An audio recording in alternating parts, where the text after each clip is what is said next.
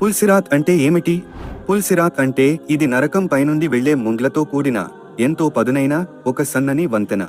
ఇది జుట్టు కంటే సన్నగా, కత్తి కంటే పదుగా, అగ్ని కంటే వేడిగా ఉంటుంది. ఇది ఖియామత్ రోజున ప్రతి మనిషికి తప్పకుండా దాటాల్సిన ఒక కీలక దశ. ఈ మార్గం ద్వారా విశ్వాసులు స్వర్గానికి చేరతారు, కానీ పాపులు నరకంలో పడిపోతారు. అల్లాహ్ ఖురాన్లో ఇలా అంటున్నాడు, మీకు ఎంతమందిని నరకం వైపుకు పంపాలి అనే నిర్ణయం మా వద్ద ఉంది. మీలో ఎవరూ అది దాటకుండా ఉండలేరు.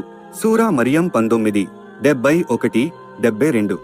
ఈ ఆయత్ ప్రకారం ప్రతి మనిషి నరకం మీదుగా వెళ్లవలసిన పరిస్థితి ఉంటుంది. కానీ అల్లాహ్ తనకు నమ్మకస్తులైన దాసులను రక్షించి స్వర్గానికి చేర్చుతాడు.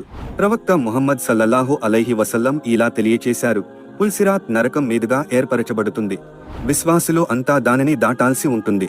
కొందరు గాలివేగంతో, మరికొందరు గుర్రపు స్వారీ వలె, ఇంకొందరు నడిచి, మరికొందరు కష్టపడి పైకి లాగబడతారు.